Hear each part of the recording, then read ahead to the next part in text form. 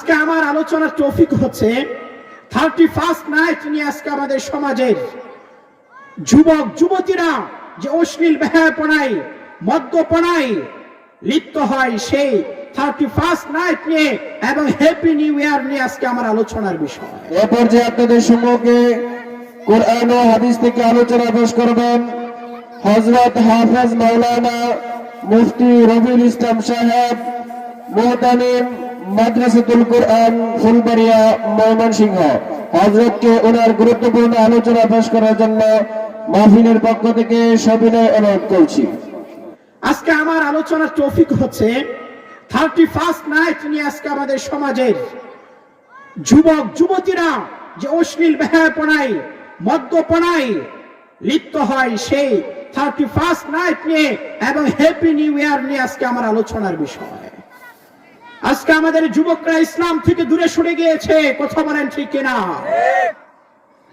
আজকে আমার আপনার ভাইয়েরা বোনেরা যুবক যুবতীরা আজকে ইসলাম বাদ দিয়ে দিয়েছে। আজকে তারা কোরআন থেকে দূরে সরে গিয়েছে, যার কারণে আজকে মুসলমানেরা পদে পদে মার খাচ্ছে। প্রতিটা কদমে কদমে মুসলমান মার খাচ্ছে, কারণ আজকে মুসলমান কোরআন থেকে দূরে সরে গিয়েছে। এই জন্য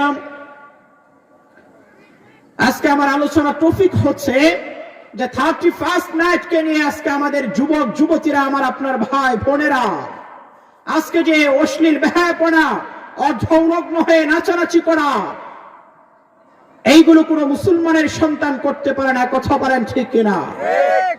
কোন মুসলমানের সন্তান রাতের বেলা 31শে ডিসেম্বর আসলে ইংরেজি নতুন নববর্ষকে উদযাপন করতে গিয়ে রাতের বেলা 12টা বেজে 1 মিনিটে ছেলে মেয়ে অর্ধলঙ্গ হয়ে নাচানাচি করতে পারে না, কথা বলেন ঠিক কিনা? কারণ মুসলমান চাইলেই সব করতে পারে না। আমি আপনি যখন মুসলমান হয়েছি, আমি আপনি যখন কালিমা পড়ে ঈমান এনেছি, আমি আপনি চাইলে সব করতে পারি না। আমার আপনার সব কাজ করতে হবে আল্লাহর হুকুমের ভিতরে, নবীর তরিকার ভিতরে, কথা বলেন ঠিক কিনা? আমি আপনাদের সামনে একটি হাদিস পেশ করেছি। হাদিসটি রয়েছে সুনানে তিরমিজির ভিতরে।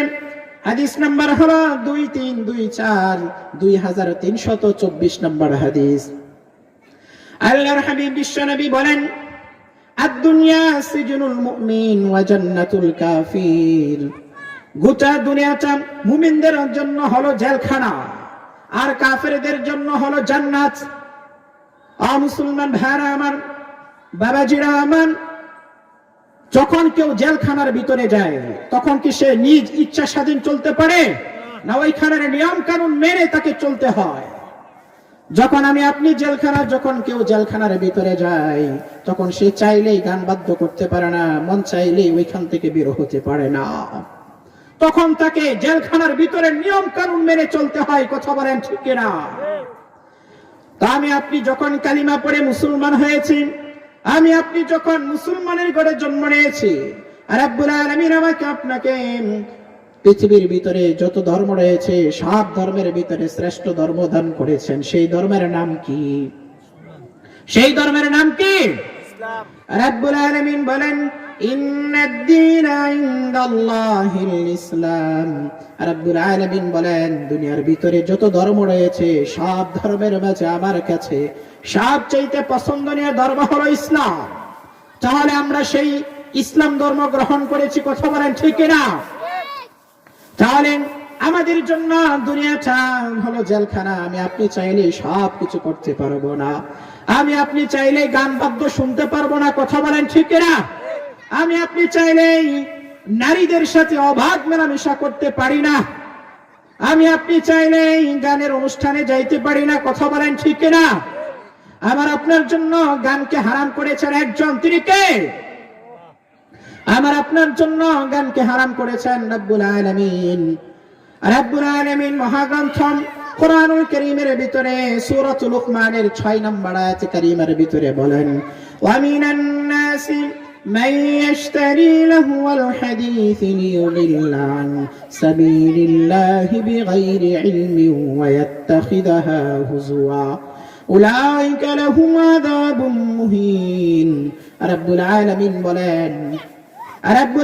বলেন, মানুষের ভিতরে কিছু লোক এমন রয়েছে যারা না জেনে এমন কিছু বাদ্যযন্ত্র কিনে নিয়ে আসবে যার দ্বারা তারা মানুষদেরকে রাব্বুল আলামিনের পথ থেকে বিচ্যুত করবে, এবং তারা রাব্বুল আলামিনের দেখানো পথ নিয়ে তারা ঠাট্টা বিদ্রুপ করবে।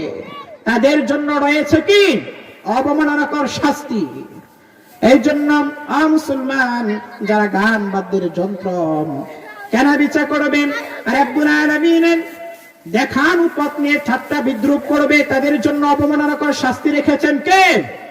আল্লাহ। তাদের জন্য অবমাননাকর শাস্তি রয়েছে। এই জন্য মুসলমান আমি আপনি ইমানদার হওয়া সত্ত্বে, আমি আপনি মুসলমান হওয়া সত্ত্বে কখনো গান বাজনায় যাইতে পারবো না। কথা বলেন ঠিক কিনা? গান বাজনা আমাদের জন্য নয়, আমাদের জন্য গান বাজনা নয়, আমার আপনার জন্য হলো কোরআন হাদিসের মাহফিলে যাওয়া। কথা বলেন ঠিক কিনা? এই আয়াতের ব্যাখ্যায় এসেছে আল্লাহর হাবিব বলেন, এমন এক শ্রেণীর লোক বের হবে, এমন এক শ্রেণীর লোক বের হবে, তারা কি করবে? তারা মদের নাম অন্য নাম দিয়ে তারা মদ পান করবে। হাদিসটি রয়েছে সুনান ইবনে মাজার ভিতরে, হাদিস নাম্বার হলো 4020। আল্লাহর হাবিব বিশ্বনবী মুহাম্মদ সাল্লাল্লাহু আলাইহি ওয়াসাল্লাম তিনি বলেন, লা ইয়াশরাবান্না নাসুম মিন উম্মতি ইউসাম্মুনা বিগাইরি ইসমিহা ইউযাফুল কুল্লুহুম রাসিহিম।